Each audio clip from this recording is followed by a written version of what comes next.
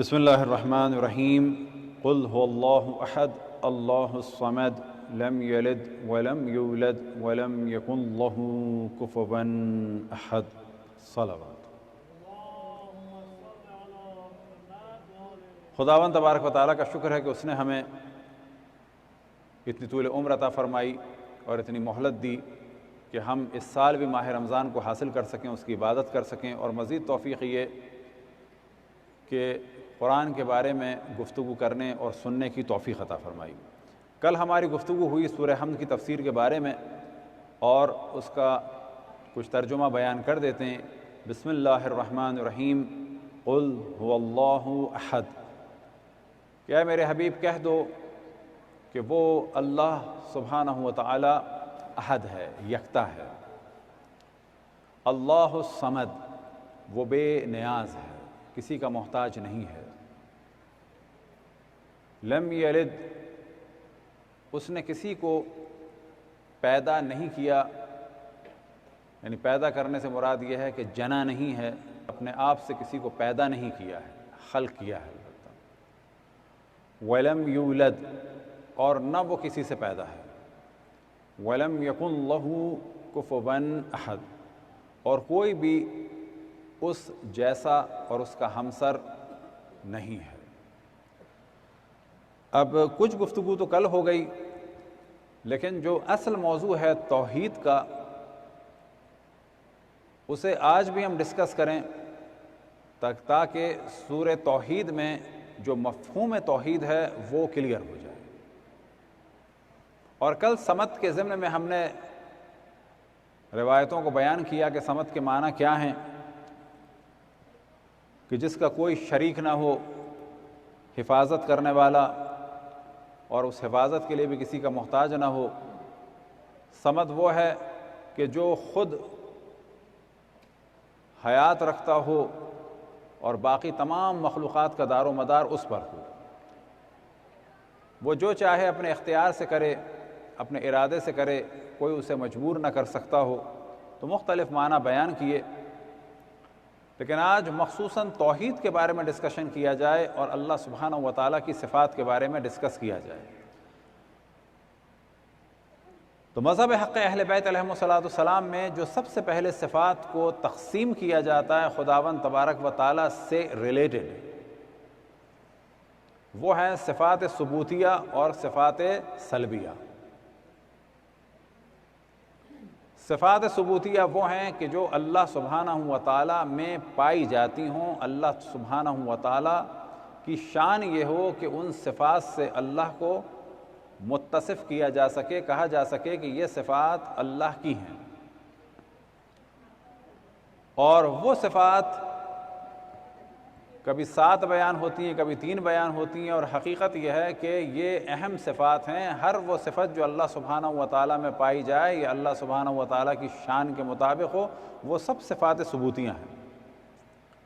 اور ہر وہ صفت کہ جس سے اللہ سبحانہ و تعالیٰ بری ہو، مبرہ ہو، پاک ہو، پاکیزہ ہو، وہ سب صفات سلبیاں ہیں۔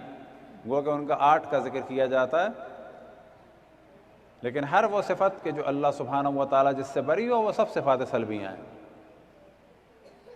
مثال کے طور پر صفات ثبوتیہ میں اہم ترین کیا ہے کہ اللہ سبحانہ و تعالیٰ حی ہے، لیکن اس کی حیات اور ہماری حیات الگ الگ ہے۔ لفظ ایک ہے لیکن الگ الگ ہے۔ اللہ کی حیات کے معنی یہ ہے کہ تمام کائنات کی حیات اور بقا کا دار و مدار اللہ پہ ہے، لیکن ہماری حیات کا دار و مدار اللہ پہ ہے، لیکن اس کی حیات کا دار و مدار کسی پہ نہیں ہے۔ وہ خود حی ہے، قادر ہے، کہ خداوند تبارک و تعالیٰ قادر ہے، جو وہ چاہے کر سکتا ہے، لیکن علم اور حکمت بھی اسی کی صفت ہے۔ قدرت کے معاملے میں بعض متعصبین اہل سنت سابقہ زمانے میں بھی اور آج بھی، ایک خواتین سے گزارش ہے کہ گفتگو کو ختم کر دیں، سابقہ زمانے میں بھی اور آج بھی ایک تہمت لگاتے تھے شیعوں پر کہ شیعہ اللہ کو قادر نہیں مانتے۔ یہ آپ کو تعجب ہوگا۔ اس کی وجہ کیا تھی؟ کیونکہ اہل سنت کے علماء علم کلام نے حتیٰ یہاں تک گفتگو کی ہے کہ اللہ سبحانہ و تعالیٰ قادر ہے، اس کے معنی کیا لیے ہیں؟ وہ جو چاہے کرے۔ عبادت کرنے والے کو، پاک اور پاکیزہ کو، حتیٰ معاذ اللہ کسی نبی کو جہنم میں ڈالے، کیونکہ مالک ہے معاذ اللہ، اور ایک گناہگار کو جو ہے جنت میں ڈال دے۔ وجہ کیا ہے؟ کیونکہ قادر ہے۔ ہم کہتے ہیں، یعنی اہل بیت علیہم السلام سے جو علم پہنچا اس کے مطابق علماء اہل تشیع کیا کہتے ہیں، اور جو اہل بیت کی رائے کیا ہے، کہ اللہ سبحانہ و تعالیٰ قادر ہے لیکن علیم بھی ہے، السلام علیکم، اور حکیم بھی ہے۔ وہ کہتے ہیں جو قرآن مجید میں لکھا ہے فعال لما یرید، جو چاہے وہ کرے، ہاں، لیکن اسی قرآن میں لکھا علیم حکیم، وہ کوئی کام بھی علم اور حکمت کے بغیر نہیں کرے گا۔ یہ والا کام کہ ظلم کرے، خداوند تبارک و تعالیٰ اس سے بری ہے۔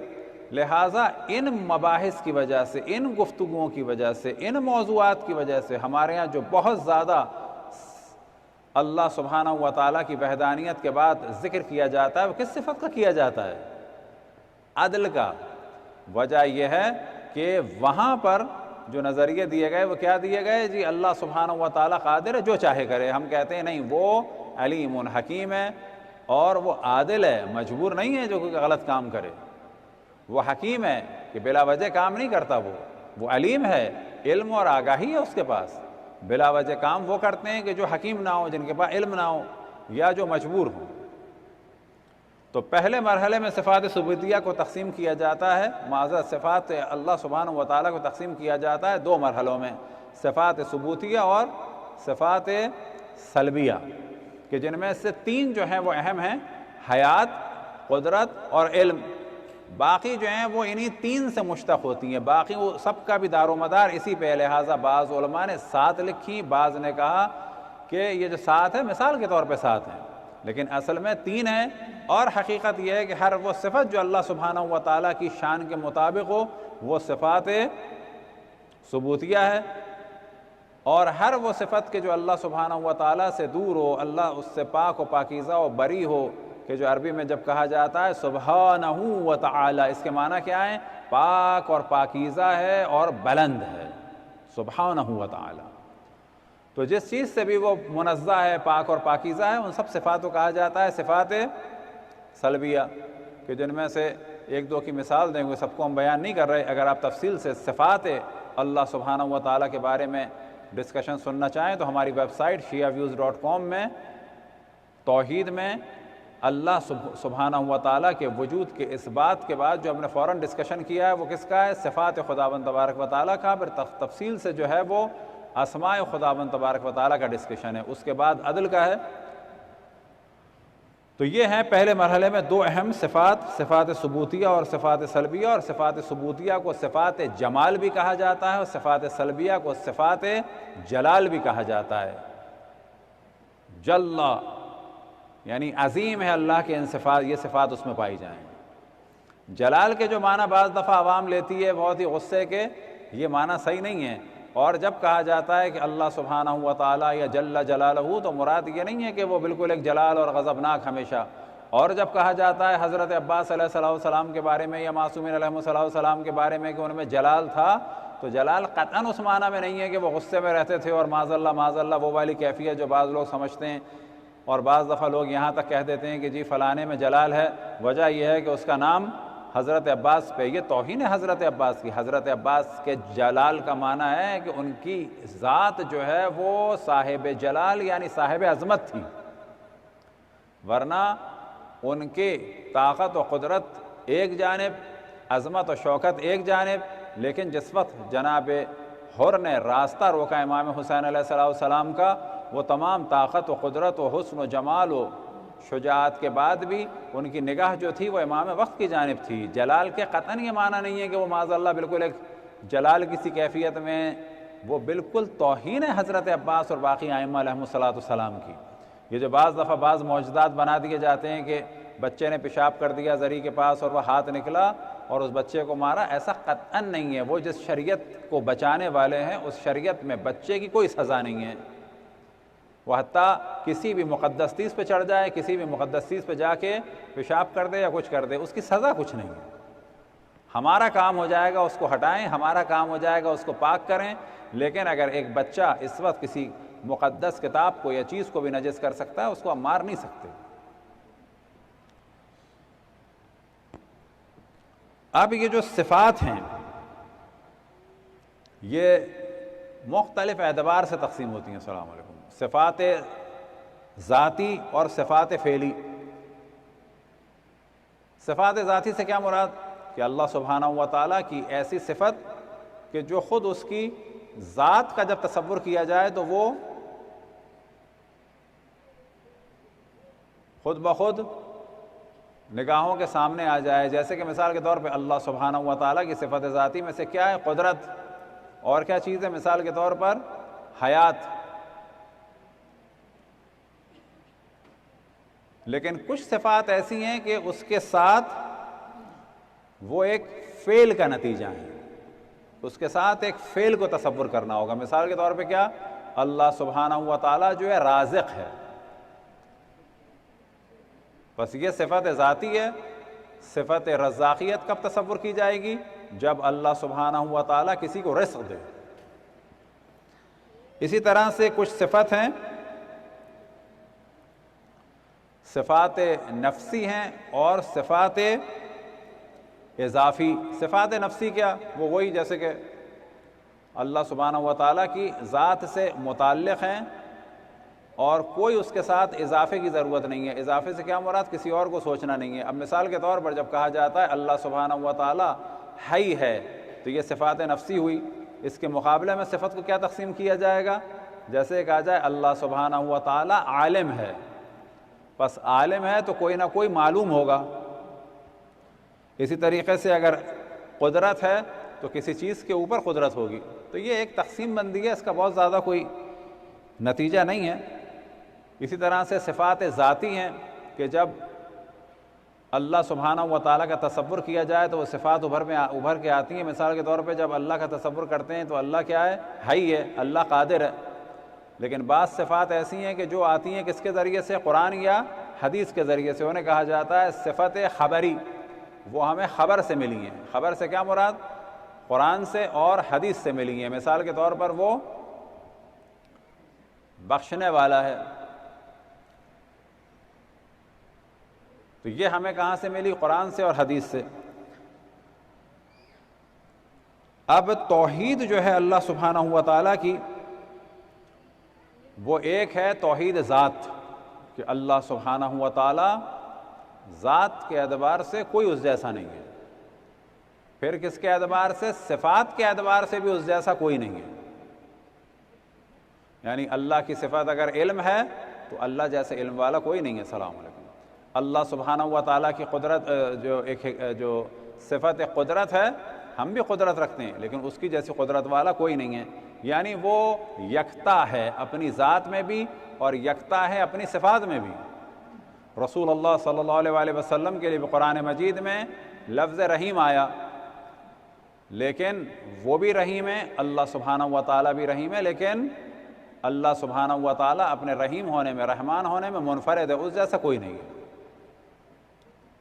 ہم بھی زندہ ہیں، اللہ سبحانہ و تعالیٰ بھی زندہ ہے، لیکن زندگیاں الگ الگ ہیں۔ یہ جو وہابی کنفیوز ہو جاتے ہیں وہ اس وجہ سے کنفیوز ہو جاتے ہیں، ان چیزوں کو نہیں سمجھ پاتے یا سمجھنا نہیں چاہتے، ان کا کام ہی فتنہ کرنا ہے۔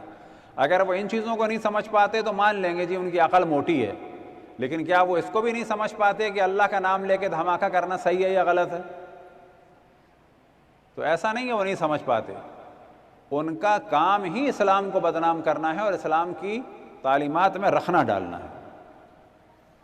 اسی طرح سے افعال میں بھی کہ خداوند تبارک و تعالیٰ کا جو کام ہے اس جیسا کام کوئی نہیں کر سکتا، کہ جن میں اہم ترین چیز کیا ہے کہ اللہ سبحانہ و تعالیٰ اپنے کام میں کسی کا محتاج نہیں ہے۔ ہاں بعض دفعہ خداوند تبارک و تعالیٰ ایک سنت بناتا ہے کہ یہ کام ایسے ہوگا۔ مثال کے طور پہ کیا؟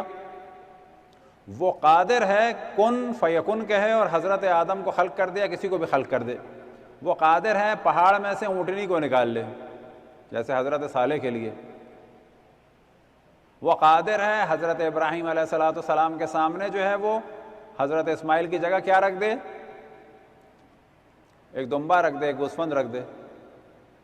لیکن اس دنیا میں اونٹنی کی اگر خلقت ہے تو اللہ کی سنت کیا ہے کہ وہ اونٹ اور اونٹنی سے خلق ہوگا، ایک خاص مدت میں جا کے وہ ہوگا، اور اس دوران کچھ چیزیں جو اس کے لیے ضروری ہیں، پازیٹیو ہیں، وہ ہوں تو ہوگا، اور وہ چیزیں جو اس کے حمل کے لیے خطرناک ہیں وہ نہ ہوں تو ہوگا۔ مثال کے طور پر اللہ سبحانہ و تعالیٰ قادر ہے انسان کو فوراً خلق کر دے، لیکن کیا ایک ماں باپ کے ذریعے سے خلق کرے گا، ایک خاص جگہ میں خلق کرے گا، ایک خاص ٹائم لگے گا۔ اسی طرح سے گندم کو وہ چاہے تو پکا دے، لیکن گندم جو ہے وہ پکے گی کس سے؟ سورج سے پکے گی، اور سورج کی گرمی کب ہوگی؟ جب خاص طریقے سے 365 دن کا جو ایک دائرہ ہوتا ہے، اس دائرے میں جب سورج حرکت کرے گا، اگر یہ ساری جانب سے برابر ہوتا تو پھر یہ نہ ہوتا، اگر یہ زمین کی گردش میں اینگل بنا ہوا نہ ہوتا تو پھر کیا ہوتا؟ یہ موسم نہ بنتے، یہ گندم نہ پکتی۔ ہر جگہ گرمی رہتی برابر، ہر جگہ سردی، کہیں گرمی کہیں سردی، یہ سب اللہ سبحانہ و تعالیٰ کی ایک سنت سے کیا مراد؟ اس نے زمین کے لیے اس چیز کو قرار دیا ہے۔ لہذا ارشاد خداوند تبارک و تعالیٰ ہے، جب کہا جاتا ہے الحمدللہ رب العالمین تو اس کے معنی یہ ہے کہ تمام حمد اس کی ہے۔ جو چیز ہے دنیا میں جس میں آپ کو ایک پازیٹیو چیز نظر آ رہی ہے، اچھائی نظر آ رہی ہے، سب اللہ کی ہوئی ہے۔ لا مؤثر فی الوجود الا اللہ، کوئی چیز بھی ایسی نہیں ہے اثر کرنے والی کسی وجود میں سوائے اللہ سبحانہ و تعالیٰ کے۔ تو یہ ہے توحید افعالی۔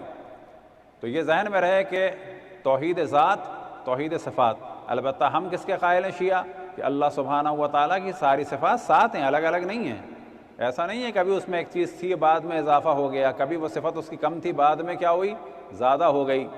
ہم میں طاقت تھی لیکن بعد میں زیادہ ہو جاتی ہے، ہمارا علم ہے بعد میں کم ہو جاتا ہے، کبھی زیادہ ہو جاتا ہے۔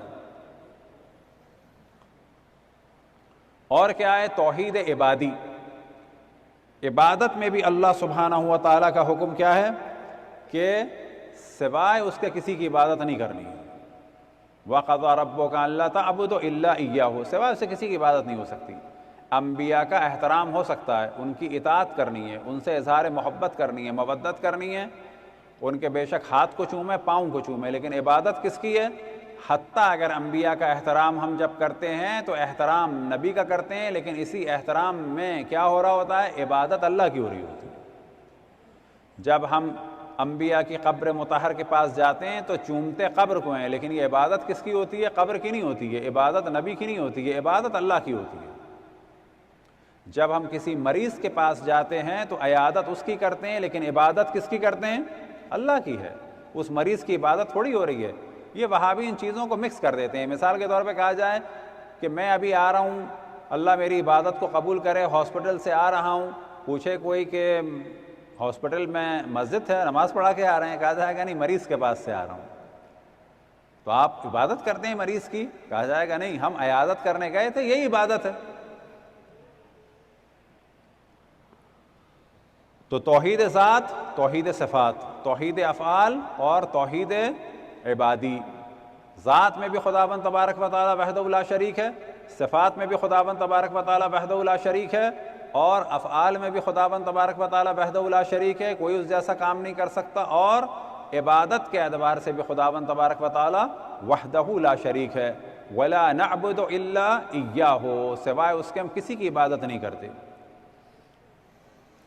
اب انہی افعالی صفات کو بھی مزید تقسیم کیا جاتا ہے کہ توحید خالقیت، کہ خالق صرف اللہ ہے، یاد رکھیں۔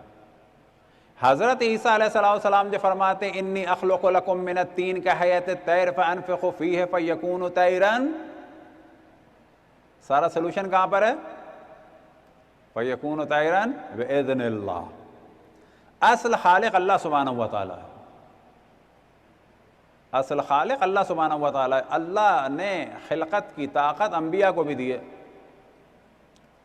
لیکن اذن کس کا چاہیے؟ اللہ کا چاہیے۔ لیکن اللہ کو کس کا اذن چاہیے؟ کسی کا نہیں چاہیے۔ کیوں؟ کہ وہ اپنی خالقیت میں احد ہے۔ توحید خالقیت،